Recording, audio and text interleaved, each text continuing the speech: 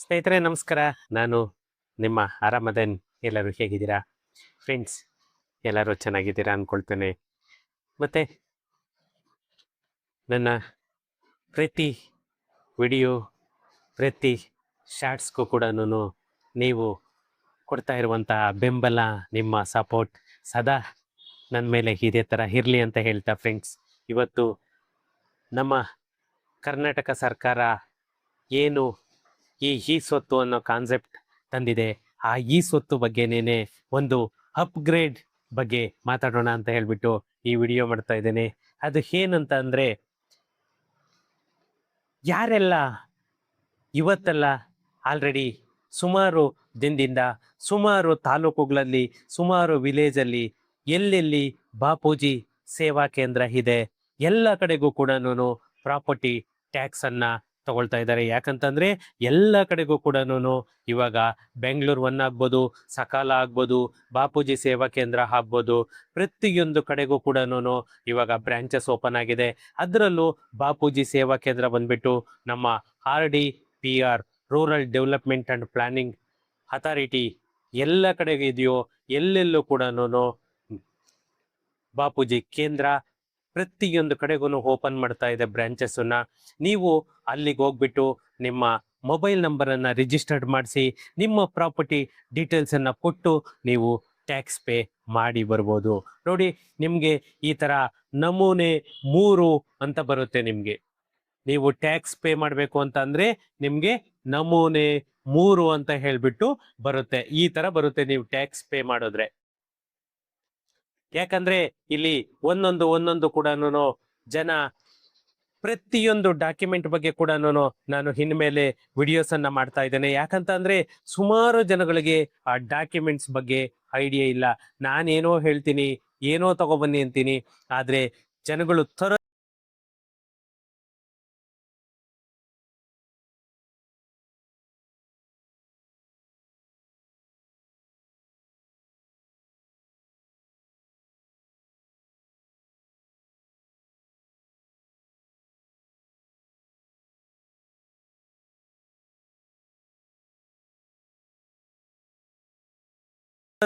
ಬೇರೆ ಇರುತ್ತೆ. ನಿಮ್ಗೆ ಯಾವುದೇ ಒಂದು ಪ್ರಾಪರ್ಟಿ ಆದ್ರೂ ಕೂಡ ನೋಡಿ, ಇಲ್ಲಿ ಏನು PID ನಂಬರ್, ಅದು ಟೋಟಲಿ 18 ಡಿಜಿಟ್ ನಂಬರ್ ಬರುತ್ತೆ. ನನ್ನ ಬೆರಳ ಹತ್ರ ನೋಡಿ, ಇದು 18 ಡಿಜಿಟ್ ನಂಬರ್. ಈ PID ನಂಬರ್ ಇತ್ತು ಅಂತಂದ್ರೆ ನಾವು ಇಮ್ಮಿಡಿಯೇಟ್ ಖಾತಾ ಕೂಡ ನಾವು ಮಾಡ್ಬೋದು. ಯಾಕಂದ್ರೆ ಇವಾಗ ಕರ್ನಾಟಕ ಸರ್ಕಾರ ಒಂದೊಂದು ಈ ಸ್ವತ್ತು 2.0 ನಲ್ಲಿ ಅಪ್ಗ್ರೇಡ್ ಅನ್ನ ಮಾಡ್ತಾ ಇದೆ. ಅದರಲ್ಲಿ ನಿಮ್ಮ ಬಳಿ ಏನಾದ್ರೂ ನಮೂನೆ 3, ಅದು ಆಕ್ಚುಲಿ ರಶೀದಿ ನಮೂನೆ 3 ಅಂತಲೇನೆ ರಿಸಿಪ್ಟ್ ನಂಬರ್ 3 ಅಂತ ಹೇಳ್ಬಿಟ್ಟು ಕೊಡೋದು ಅಲ್ಲಿ ಬಾಪೂಜಿ ಸೇವಾ ಕೇಂದ್ರದಲ್ಲಿ. ಈ ನಮೂನೆ 3 ಏನಾದ್ರೂ ಇದ್ದರೆ ನಿಮ್ಮ ಬಳಿ ತಗೊಂಡ್ ಬನ್ನಿ. ಮತ್ತೆ ಈ ನಮೂನೆ 3 ಜೊತೆಗೆ ಏನು ಡಾಕ್ಯುಮೆಂಟ್ ಲಿಸ್ಟ್ ನಾನು ಹಾಕ್ತೀನಿ, ಆ ಡಾಕ್ಯುಮೆಂಟ್ ಎಲ್ಲ ತಗೊಂಡ್ ಬಂದ್ರೆ ನಿಮ್ಗೆ ಮ್ಯಾಕ್ಸಿಮಮ್ 15 ಡೇಸ್ ಒಳಗಡೆ ನಿಮ್ಗೆ ಖಾತಾ ಕೂಡ ಕೈಗೆ ಸಿಗುತ್ತೆ. ಯಾಕಂದ್ರೆ ಈ ನಮೂನೆ 3 ಏನಿದೆ ಅದು ಎಲ್ಲರಿಗೂ ಕೂಡ ಆಲ್ರೆಡಿ ಡ್ರಾಫ್ಟ್ ಖಾತಾಗೆ ನಮ್ಮ ಕರ್ನಾಟಕ ಸರ್ಕಾರ ಎಲ್ಲಾ ರೀತಿಯಲ್ಲೂ ಕೂಡ ಅಪ್ಗ್ರೇಡ್ ಅನ್ನ ಮಾಡಿ ಇಟ್ಟಿದೆ. ಇಮ್ಮಿಡಿಯೇಟ್ ಬೇಕಂದ್ರೆ ನಾವು ಖಾತಾ ಕೂಡ ಇಮ್ಮಿಡಿಯೇಟ್ ಬೇಕಾದ್ರೆ ಮಾಡ್ಬೋದು. ಆ ತರ ಫೆಸಿಲಿಟಿಯನ್ನ ನಮ್ಮ ಕರ್ನಾಟಕ ಸರ್ಕಾರ ಮಾಡಿದೆ. ಯಾಕಂದ್ರೆ ಇವಾಗ ನೋಡಿ, ನಾನು ಆಕ್ಚುಲಿ 2 ಡೇಸ್ ಬ್ಯಾಕ್ ಒಂದು ಖಾತೆ ಮಾಡಿದೆ. ಅದನ್ನೇನೆ ನಾನಿಲ್ಲಿ ತೋರಿಸ್ತಾ ಇದ್ದೇನೆ. ಇದು ಬಂದ್ಬಿಟ್ಟು ಇವರು ಆಲ್ರೆಡಿ ಟ್ಯಾಕ್ಸ್ ಅನ್ನ ಪೇ ಮಾಡಿದ್ರು. ಟ್ಯಾಕ್ಸ್ ಪೇ ಮಾಡಿರೋದು ಬಂದ್ಬಿಟ್ಟು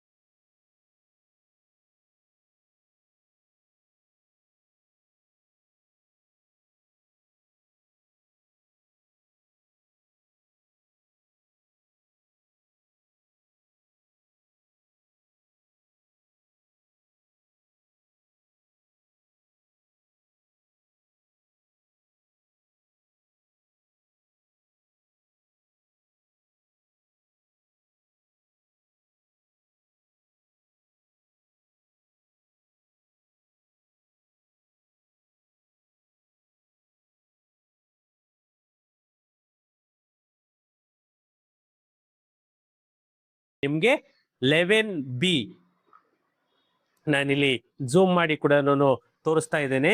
11B ಇದು ಬಂದ್ಬಿಟ್ಟು ನಿಮ್ಮ ರೂರಲ್ ರೆವಿನ್ಯೂ ಸೈಟ್ಸ್ ಅನಧಿಕೃತ ಅಂತ ಏನ್ ಹೇಳ್ತೀವಿ, ಈ ಅನಧಿಕೃತ ಸೈಟಿಗೆ ಸಿಗುವಂತಹ 11B ಖಾತಾ ಇದು.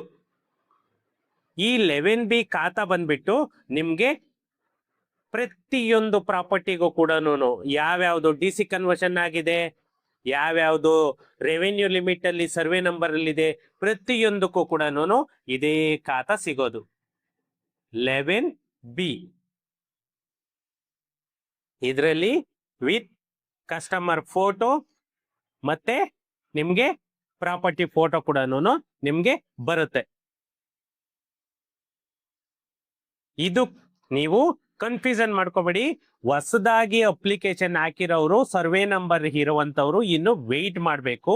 ಇದು ಬಂದ್ಬಿಟ್ಟು ಯಾರೆಲ್ಲ ಟ್ಯಾಕ್ಸ್ ಬಾಪೂಜಿ ಸೇವಾ ಕೇಂದ್ರದಲ್ಲಿ ಯಾರೆಲ್ಲ ಟ್ಯಾಕ್ಸ್ ಕಟ್ಟಿದೀರಾ, ಯಾರ ಹತ್ರ ಎಲ್ಲ ಕಂಪ್ಯೂಟರೈಸ್ಡ್ ರಿಸಿಪ್ಟ್ ಇದೆ, ಅವರು ಇಮ್ಮಿಡಿಯೇಟ್ ಖಾತಾ ಮಾಡಿಸ್ಕೋಬಹುದು. ಯಾಕಂದ್ರೆ ಸರ್ ನನಗೆ PID ನಂಬರ್ ಇದೆ, ನನಗೆ PID ನಂಬರ್ ಇದೆ ಅಂತ ತುಂಬಾ ಜನ ಫೋನ್ ಮಾಡ್ತಾ ಇದ್ರಿ ಲಾಸ್ಟ್ ಟೈಮು. ಅದು ಬರೀ PID ನಂಬರ್ ಇದ್ರೆ ಸಾಲದು. ಯಾಕಂದ್ರೆ ಇವಾಗ ಹೊಸದಾಗ ಅಪ್ಲಿಕೇಶನ್ ಏನ್ ಹಾಕಿದೀವಿ ಅದಕ್ಕೆ ಪ್ರತಿಯೊಂದಕ್ಕೂ ಕೂಡ PID ಜನರೇಟ್ ಆಗುತ್ತೆ. ಆ PID ಜನರೇಟ್ ಆಗೋದು ಇಂಪಾರ್ಟೆಂಟ್ ಅಲ್ಲ, ಆ PID ಜನರೇಟ್ ಆಗಿರೋದು ಆಕ್ಟಿವೇಟ್ ಆಗಬೇಕು. ಈಗ ನಮ್ಮ ಮೊಬೈಲ್ ನಂಬರ್ ತಗೊಂಡ್ ಮಾತ್ರಕ್ಕೇನೆ ಅದು ಮೊಬೈಲ್ ನಂಬರ್ ಆಕ್ಟಿವೇಟ್ ಆಗೋವರೆಗೂ ನಾವು ಕೆಲಸ ಮಾಡ್ಲಿಕ್ಕೆ ಆಗಲ್ಲ. ಆ ತರ ಯಾವುದೇ ಒಂದು ಸಂಖ್ಯೆ ಕರ್ನಾಟಕ ಸರ್ಕಾರದಿಂದ ಅಲಾಟ್ ಆಗಿ ಅದು ಅಕ್ಸೆಪ್ಟ್ ಆಗಿ ಅಪ್ರೂವಲ್ ಆಗಬೇಕು. ಆ ಅಪ್ರೂವಲ್ ಆದ್ಮೇಲೆ ಆ PID ನಂಬರನ್ನ ನೀವು ಯೂಸ್ ಮಾಡ್ಕೊಳ್ಬಹುದು. ಆ PID ನಂಬರ್ ಮೇಲೆ ನೀವು ಟ್ಯಾಕ್ಸ್ ಅನ್ನ ಪೇ ಮಾಡ್ಬೋದು. ಆ PID ನಂಬರ್ ಮೇಲೆ ನೀವು ಖಾತಾ ತಗೊಳ್ಬೋದು. ಅದರಲ್ಲಿ ಇನ್ನ ಒಂದು ತುಂಬಾ ಮುಖ್ಯವಾದಂತಹ ವಿಷಯನ ನಾನು ಈ ವಿಡಿಯೋದಲ್ಲಿ ಶೇರ್ ಮಾಡ್ಕೊಳ್ತಾ ಇದ್ದೇನೆ.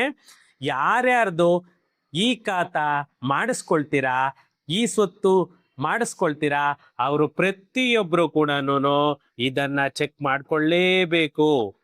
ಯಾಕಂದ್ರೆ ನಿಮ್ಮ ಪ್ರಾಪರ್ಟಿ ರಿಜಿಸ್ಟ್ರೇಷನ್ ಆಗುತ್ತಾ ಇಲ್ವಾ ಅಂತ ಹೇಳಿ ನೀವು ಕ್ಲಿಯರ್ ಆಗಿ ಚೆಕ್ ಮಾಡ್ಕೊಳ್ಬಹುದು.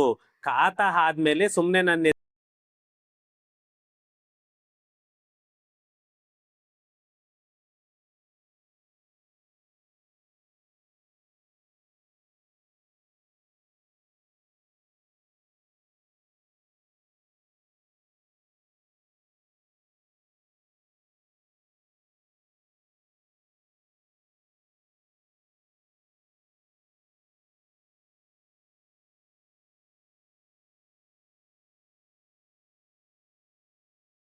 ಹೆಸರಿಗೆ ಖಾತಾ ಆಗ್ಬಿಟ್ಟಿದೆ ಅಂತಂದೇಳಿ ಕೂರೋದಲ್ಲ.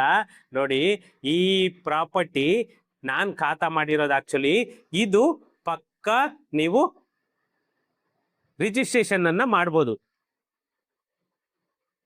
ಯಾಕಂದ್ರೆ ನೀವು PID ನಂಬರ್ ಹಾಕಿ ನಿಮ್ಮ ಪ್ರಾಪರ್ಟಿ ಸ್ಟೇಟಸ್ ಅನ್ನ ಚೆಕ್ ಮಾಡಿದ್ರೆ ಪ್ರಾಪರ್ಟಿ ಸ್ಟೇಟಸ್ ಅಲ್ಲಿ ಕ್ಲಿಯರ್ ಕಟ್ ಆಗಿ this property can registered or non registered ಅಂತ ಹೇಳ್ಬಿಟ್ಟು ತೋರಿಸ್ಬಿಡುತ್ತೆ. ನೀವು ಟ್ರಾನ್ಸಾಕ್ಷನ್ ಮಾಡ್ಬೋದಾ ಇಲ್ವಾ ಅಂತ ಹೇಳ್ಬಿಟ್ಟು. ಇದನ್ನ ನಾನು ಚೆಕ್ ಮಾಡಿ ರಿಪೋರ್ಟ್ ತಗೊಂಡಿರೋದು. ಇದು ಆಕ್ಚುಲಿ ನಮ್ಮ ಕಾವೇರಿಯಿಂದ ನಾನು ಚೆಕ್ ಮಾಡಿಬಿಟ್ಟು ರಿಪೋರ್ಟ್ ಅನ್ನ ತಗೊಂಡಿದ್ದೀನಿ. ಇದು ಸಬ್ ರಿಜಿಸ್ಟರ್ ಅಲ್ಲಿ ಹೋದ್ರೆ ನಿಮ್ಗೆ PID ನಂಬರ್ ಹಾಕಿದ್ರೆ 100% ಈ ಪ್ರಾಪರ್ಟಿಯನ್ನ ನೀವು ರಿಜಿಸ್ಟರ್ಡ್ ಮಾಡ್ಬೋದು. ಅದಕ್ಕೋಸ್ಕರನೇನೆ ಸುಮ್ನೆ ಯಾರೋ ಖಾತೆ ಮಾಡ್ಕೊಟ್ರು, ಯಾರೋ ಇದ್ ಮಾಡ್ಕೊಂಡ್ರು, ಅಲ್ಲಿ ಏನೋ 1,000 ಕಡಿಮೆಗೆ ಇದ್ ಮಾಡಿದ್ರು, 2,000 ಕಡಿಮೆ ಇದ್ ಮಾಡಿದ್ರು ಅನ್ನೋದು ಇಂಪಾರ್ಟೆಂಟ್ ಅಲ್ಲ.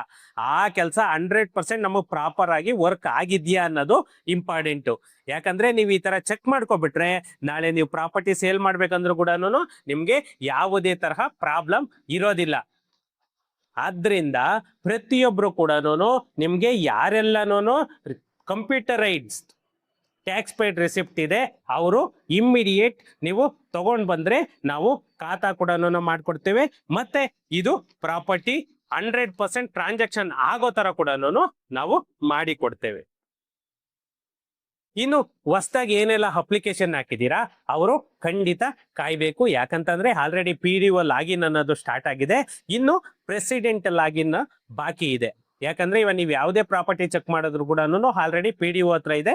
PDO ಇಂದ ನೆಕ್ಸ್ಟ್ ಫರ್ದರ್ ಪ್ರೆಸಿಡೆಂಟ್ಗೆ ಅದು ಫೈಲು ಮೂವ್ ಆಗ್ಬೇಕು. ಅದರಿಂದ ಎಲ್ಲರೂ ಕಾಯ್ತಾ ಇದ್ದಾರೆ. ನೀವು ಕೂಡ ಸ್ವಲ್ಪ ಪೇಷನ್ಸಿಂದ ಇಷ್ಟೇ ದಿನ ಇದ್ದೀರಾ, ಇನ್ನೆಲ್ಲ ಮ್ಯಾಕ್ಸಿಮಮ್ ಒಂದು 15 ಡೇಸ್ ವೆಯ್ಟ್ ಮಾಡಿ. ಅಲ್ಲಿ ಪ್ರೆಸಿಡೆಂಟ್ ಲಾಗಿನ್ ಕೂಡ ಬಿಡ್ತಾ ಇದ್ದಾರೆ. ಯಾಕಂದ್ರೆ ಸುಮಾರು ತಾಲೂಕುಗಳಲ್ಲಿ, ಸುಮಾರು ಪಂಚಾಯಿತಿಗಳಲ್ಲಿ ಆಲ್ರೆಡಿ ಸ್ಟಾರ್ಟ್ ಆಗಿದೆ. ಪ್ರೆಸಿಡೆಂಟ್ ಲಾಗಿನ್ ಒಂದಾಗಬೇಕು. ಆಲ್ರೆಡಿ ಸುಮಾರು 5,900 ಪಂಚಾಯಿತಿಗಳಲ್ಲಿ ಆಲ್ಮೋಸ್ಟ್ PDO ಲಾಗಿನ್ ಎಲ್ಲನೂ ಸ್ಟಾರ್ಟ್ ಆಗಿದೆ. ಇನ್ನೊಂದು ಸ್ವಲ್ಪ ಅಲ್ಲೂ PDO ಲಾಗಿನ್ ಸ್ಟಾರ್ಟ್ ಆಗಬೇಕು.